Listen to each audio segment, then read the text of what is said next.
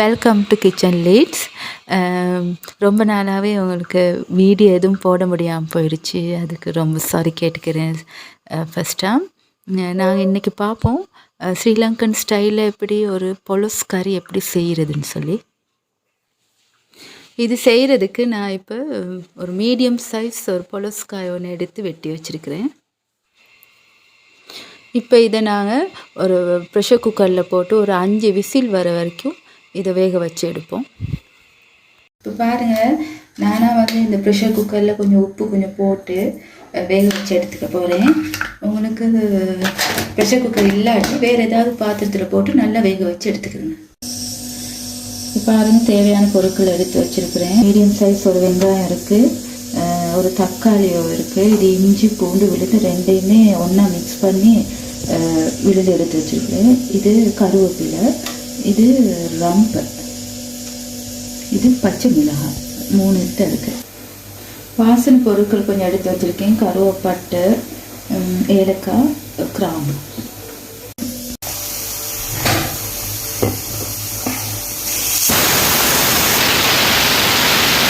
பாருங்கள், இதை நல்லா சுத்தப்படுத்தி இதை நல்லா வேக வச்சு இந்த உப்பு கொஞ்சம் போட்டு நல்லா வேக வச்சு எடுத்துருக்கேன். இங்கே பாருங்கள், இது இப்படி செஞ்சோன்னா நல்லா வெந்திருக்கு.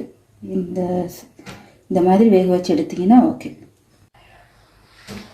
இப்போ பாருங்கள், நான் மண் சட்டி எடுத்துருக்கிறேன். மண் சட்டியில் நீங்கள் சமைச்சிங்கன்னா உங்களே நல்லா டேஸ்ட்டாகவும் இருக்கும், நல்லா ஹெல்த்தியாகவும் இருக்கும், நல்லா வேகும். அதுக்காக தான் நான் மண் சட்டி எடுத்துருக்கேன். இப்போ நாங்கள் தேங்காய் எண்ணெய் தான் யூஸ் பண்ணுவோம். நாங்கள் தேங்காய் எண்ணெய் தான் போடுறோம். இந்த அளவு போட்டால் போதும். பிரித்து இப்போ இந்த வாசனை பொருட்கள்லாம் போட்டுருவோம். முதல்ல அதுக்கு வெங்காயம் போட்டுருவோம்.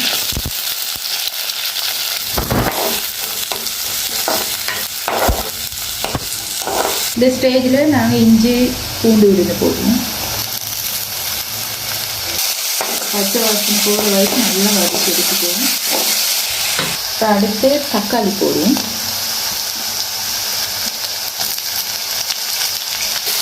கொஞ்சம் லைட்டாக உப்பு கொஞ்சம் போட்டுக்கணும். இதை போட்டு அதை நல்லா டக்குன்னு குயிக்காக வேகும். மஞ்சள் 1/2 ஸ்பூன், தனியாத்தூள் 1 ஸ்பூன், வறுத்த மசாலா 2 ஸ்பூன் போடுறேன், குச்சிக்காத்தூள் 1 ஸ்பூன், லைட்டாக தண்ணி கொஞ்சம் ஊற்றிக்கணும், வேகட்டும். மிளகுத்தூள் 1 டீஸ்பூன், மிளகுத்தூள் போட்டிருக்கேன் இப்போ 1 ஸ்பூன். பாருங்கள், இது தான் ஸ்ரீலங்காவில் நாங்கள் யூஸ் பண்ணுற கொரக்கா. இது பொலஸுக்கு எப்படி இது போட்டே ஆகணும், அப்போ தான் டேஸ்ட் நல்லாயிருக்கும். இது போடுவோம்.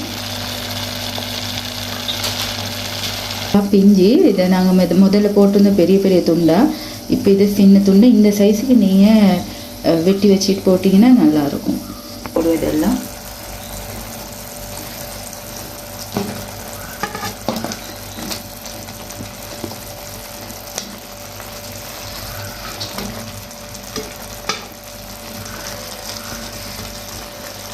இதுக்கு மேலே நாங்கள் இந்த கருவேப்பிலை, ரம்பை இதெல்லாம் இப்படி அழகாக போட்டுருவோம். மேலாக நல்லா வாசனையாகவும் இருக்கும், நல்லா டேஸ்ட்டாகவும் இருக்கும். இந்த பச்சை மிளகாயும் இப்படி போட்டுருவோம். இப்போ எல்லாம் நாங்கள் போட்டுட்டோம்.